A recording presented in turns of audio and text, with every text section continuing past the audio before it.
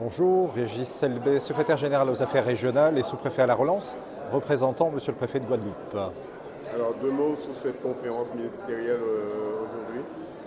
Particularité en effet importante puisque la Martinique accueille aujourd'hui sur son territoire bien sûr la conférence régionale ultra-périphérique, une conférence importante qui a pour vocation notamment à pouvoir toucher de l'index les réelles difficultés, les retards d'infrastructures, les problématiques au travers de l'emploi, les besoins en termes de formation et puis bien sûr cette nécessité à la fois de souveraineté alimentaire et particulièrement d'autonomie énergétique. Ce sont des points communs que l'on retrouve dans la plupart notamment des RUP, des 9 RUP permettant de cibler les conditions dans lesquelles une politique publique spécifique doit se mettre en œuvre.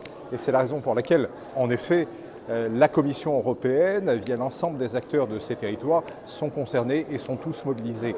C'est une volonté chère à chacun des présidents de chacune des RUP que de pouvoir apporter en tout cas d'une pierre à l'édifice, de pouvoir en tout cas attirer l'attention de l'ensemble des États membres, de la Commission européenne et permettre également d'apporter des réponses précises et adaptées au contexte tel que nous venons d'évoquer.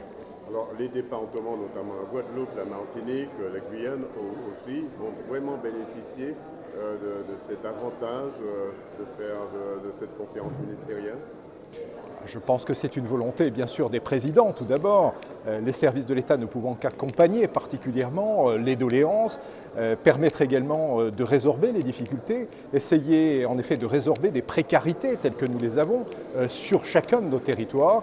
Et c'est bien sûr un objectif qui est souhaité par l'État, que de pouvoir en tout cas accompagner les collectivités dans une démarche cohérente, dans une démarche commune, pour que nous puissions en effet décliner des politiques publiques vraiment adaptées aux carences notamment constatées.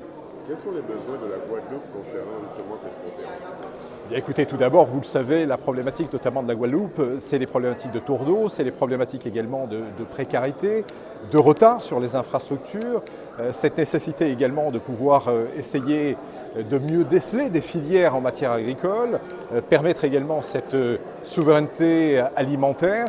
Bref, c'est ce que nous retrouvons bien sûr sur d'autres territoires ultramarins et c'est ce qui fait le socle commun que nous avons avec l'ensemble des régions ultra-périphériques. C'est ce travail en commun que nous sommes venus rechercher ensemble et c'est ce travail notamment de réflexion que nous menons avec l'ensemble des membres de la Commission européenne. Alors 3 jours de travaux également, de travaux intenses avec beaucoup de présidents. C'est quand même quelque chose d'extraordinaire en Martinique.